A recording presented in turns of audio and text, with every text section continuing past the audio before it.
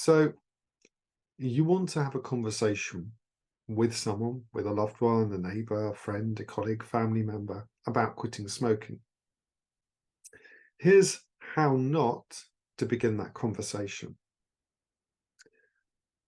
Oh, you really should stop smoking. Or don't you think you should stop smoking? Oh, look, you're smoking a lot at the moment. Have you thought about quitting? Oh, oh, that cough's getting really bad. Oh, I really worry about you smoking. Oh, I don't know.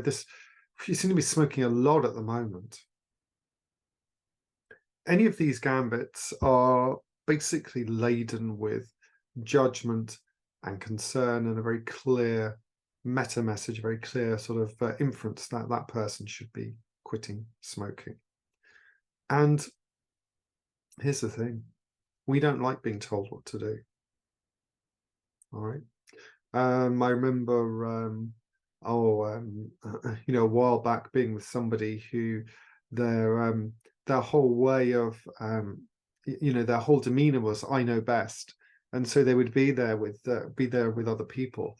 And the moment that somebody said something, they would simply tell them a story about somebody else who completely solved their problem. And it was easy.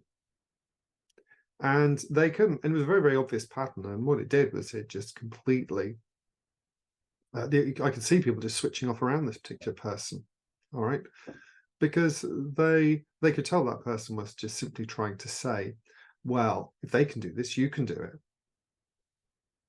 All right, so you have to be very, very just mindful of the fact that if you go in like a bull in a china shop, you're not going to be helping somebody out. In fact, you're going to be strengthening their determination not to make any changes. Why? Because even if something is for our greater good, we want to feel that we have agency. I'll give you a very extreme example of this.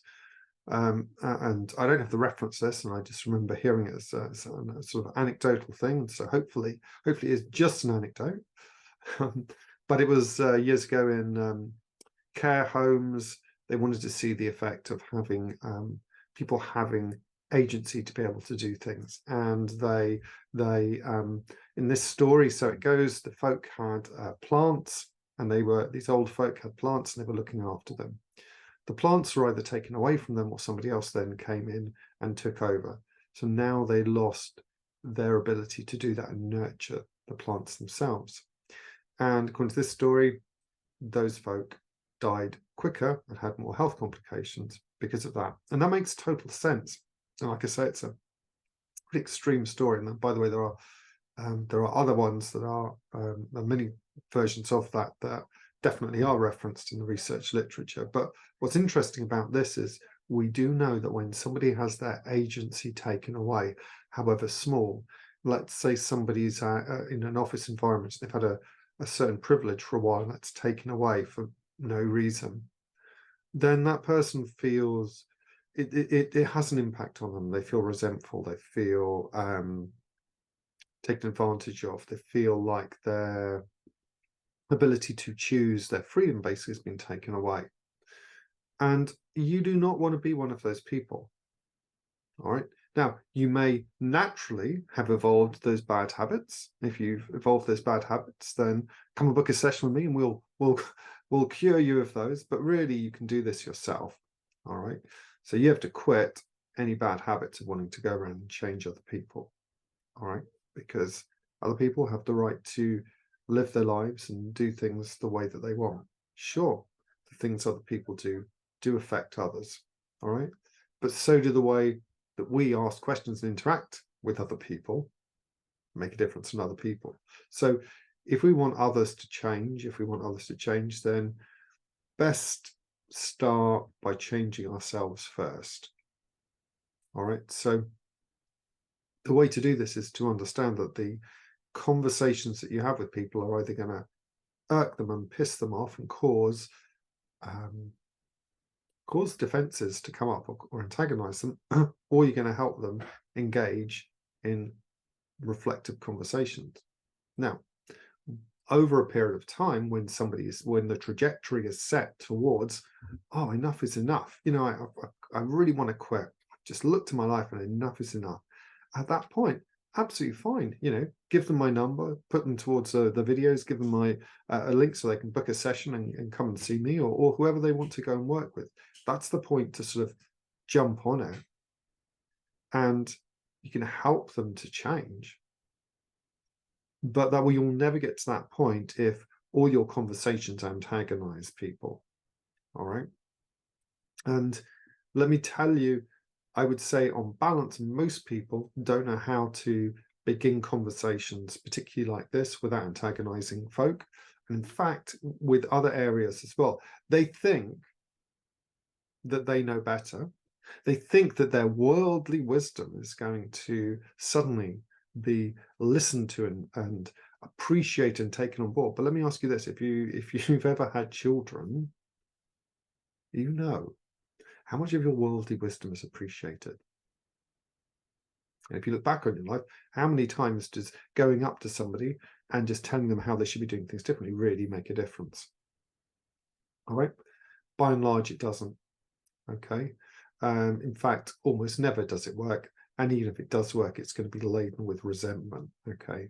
And you don't want, there's no point helping somebody to change if they resent you and don't want to be around you. And if they don't make that decision themselves and feel good about it, what are the chances that it's going to actually last? Especially when there are much, much better ways of doing it. All right. So just remember that the way not to begin a conversation about quitting smoking is to begin it with judgment. All right. If you begin it with judgment and trying to change somebody, or trying to make them feel bad about it, or saying that, really, come on, you've been smoking for so long, come on, isn't it time you made a change? All right. As a general rule, if you begin that, you're going to trigger defenses and antagonize them. You know, even if you go there with tears in your eyes saying, I'm so worried you're going to die, well, they're going to feel bad. All they're going to do is now they're going to feel bad about the only way that they've got to manage and cope in their lives. All right. So you do have to step up a bit on this and learn a different way to begin your conversation. This gambit's going to be really, really important. Your kind of opening kind of way of thinking about this is going to be very, very important. The good news is there are loads of ways to do this, and we're obviously going to go into that. We're going to go into a lot of detail. Okay, so just remember not to begin conversations by your judgment, by your strong aversion to smoking, by your upset and concern for the other person. Remember not to begin it by making suggestions. Remember not to begin by combining those suggestions with judgment that they should be doing something different.